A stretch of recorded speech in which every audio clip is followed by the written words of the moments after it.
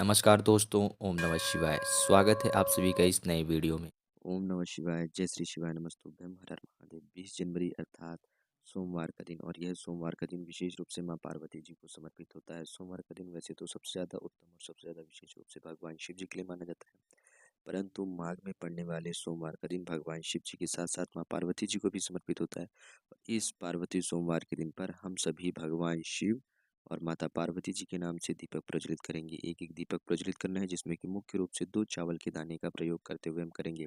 यह उपाय विशेष रूप से हमारे घर परिवार को तो खुश रखेगा ही रखेगा, खासतौर पर हमारी कोई भी विशेष इच्छा मनोकामना है उसको भी परिपूर्ण करने में हम सभी की विशेष रूप से सहायता करेगा। तो कैसे करेंगे, किस क्रिया अनुसार करेंगे, संपूर्ण विधि संपूर्ण जानकारी जानेंगे और समझेंगे पूज्य गुरुदेव जी की अनुकंपा कृपा से। तो चलिए वीडियो में आगे बढ़ते हैं और बहुत ही सरल और सहज रूप से जानने और समझने का प्रयास करते हैं कि हम सभी को एक छोटे से अद्भुत उपाय कैसे और किस क्रिया अनुसार करने। लेकिन प्लीज़ उससे पहले वीडियो को लाइक अवश्य रूप से करिएगा।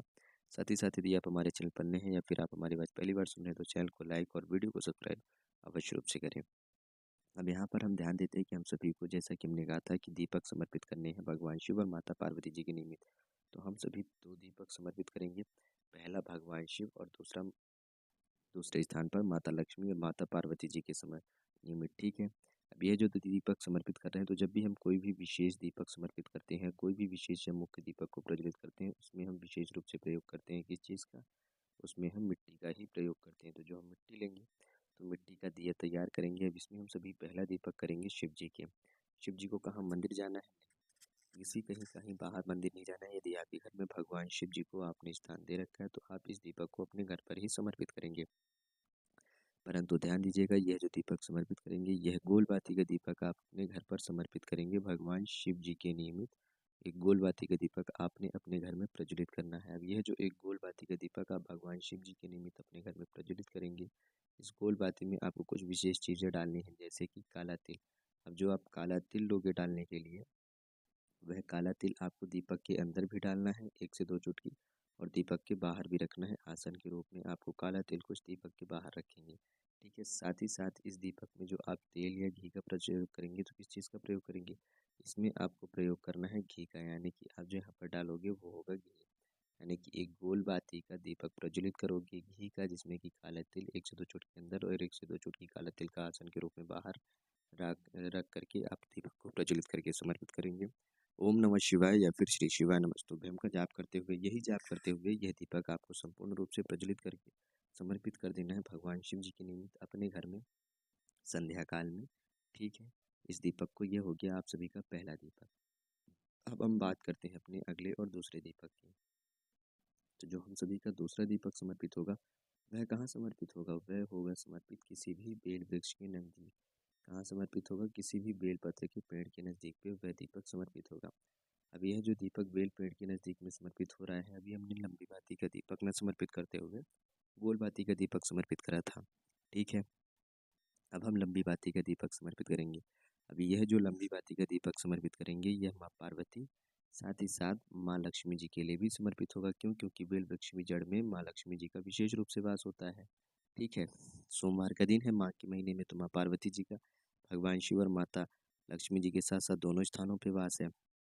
और हमने जो 2 चावल के दाने लिए थे, वह 2 चावल के दाने भी हम सभी को इसी दिए के अंदर डालना है। यहाँ पर जो दीपक समर्पित करेंगे, ध्यान दीजिएगा, इस दीपक में हम सभी को आसन के रूप में नीचे कुछ नहीं लेना है, केवल घी का प्रयोग करेंगे। इस दीपक में लंबी बाती डालेंगे, उस दीपक को प्रज्वलित करेंगे, 2 साबुत चावल के दाने इसी दीपक में डालेंगे। अब ये जो चावल के दाने डालेंगे, तो पहले भगवान वासुदेव जी का नाम लेंगे, उसके बाद माता लक्ष्मी जी का नाम लेंगे और माँ पार्वती जी का नाम लेंगे। ओम नमो भगवते वासुदेवाय नमः, ओम श्री महालक्ष्मी नमः, ओम अंबिकाय नमः। इस प्रकार से यह तीनों नाम लेते हुए हम यह दीपक बेल वृक्ष की जड़ के नीचे समर्पित कर देंगे संध्या काल में घी का, लंबी बाती का, जिससे कि हमारी कोई भी इच्छा मनोकामना हो उसके लिए हम प्रार्थना याचना कर सकते हैं, या फिर हमारे घर परिवार में सुख शांति समृद्धि बनी रहे, ऐश्वर्य कीर्ति बनी रहे, सभी लोग में प्रेम संपन्नता बना रहे, फले फूले, और साथ ही साथ धन में, व्यापार में, आर्थिक रूप में जो समस्याएं हैं, बाधाएं हैं, अड़चने हैं, वह दूर हो। ऐसी प्रार्थना याचना करते हुए ये दोनों दीपक हम सभी ने समर्पित करके चले आना है केवल और अपने घर।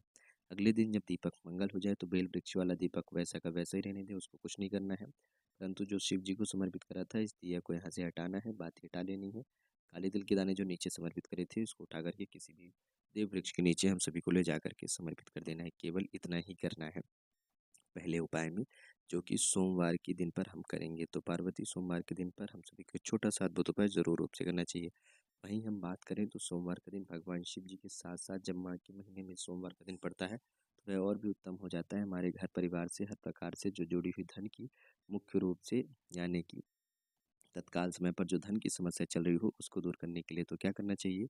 अनाज के रूप में कुछ चने की दाल के दाने लेने चाहिए। साथ ही साथ हम सभी को लेना चाहिए लाल चंदन, और ये दोनों सामग्री लेकर के शिव जी के मंदिर पहुंचना है प्रदोष काल के समय पे। यदि शिव जी के मंदिर पर करने की अनुमति नहीं मिल रही है, तो हम अपने घर पर भी कर सकते हैं।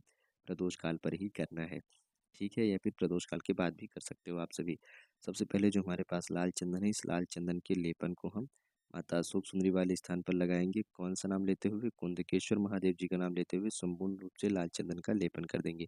कुंदकेश्वर महादेव जी का नाम लेकर के लाल चंदन से अच्छे से लेपन कर दिया। अब यह जो स्वर्ण के समान हम सभी के पास पीले चने की दाल है, यानी कि चने की दाल के दाने हैं। इस चने की दाल के दाने को हम सभी को इसी लाल चंदन के ऊपर लगाना है। हमने जो जब लाल चंदन लगाया तो कुंदकेश्वर महादेव जी का नाम लिया। अब जब ये चने की दाल समर्पित कर रहे हैं, तो उस वक़्त हम क्या नाम लेंगे? अब तो धेश्वर महादेव जी का नाम लेंगे, ध्यान दीजिएगा। अवधूधेश्वर महादेव जी का नाम लेते हुए ये चने की दाल समर्पित करेंगे। चने की दाल भगवान शिव जी को भी समर्पित होती है, माँ पार्वती को समर्पित होती है, माँ लक्ष्मी जी को भी समर्पित होती है, भगवान वासुदेव जी को भी समर्पित होती है, भगवान सूर्य नारायण को भी समर्पित होती है। और यह स्वर्ण के समान तेज और स्वर्ण के समान इसको माना जाता है। अनाजों में यदि कोई चीज़ स्वर्ण मानी जाती है, तो वह है चने की दाल।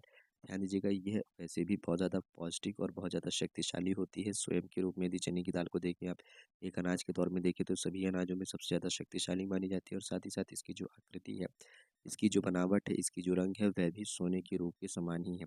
इसलिए सबसे ज़्यादा इसको उत्तम माना जाता है, और ये हर एक देवताओं को भी समर्पित होती है।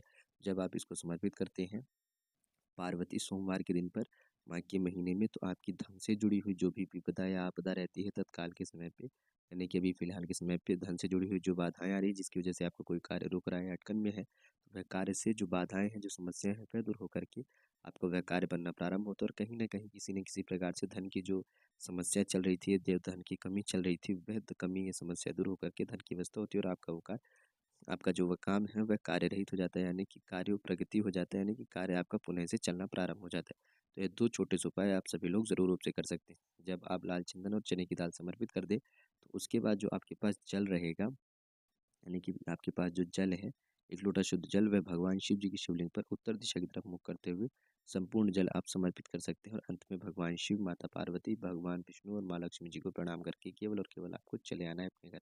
केवल इतना ही करना है, और यदि आप चाहें तो इस उपाय को अपने घर पर भी कर सकते हैं। तो ये छोटे से अद्भुत उपाय, यदि विशेष उपाय आप करते हो पार्वती सोमवार के दिन पे, तो आपकी हर बाधाएँ दूर होती हैं।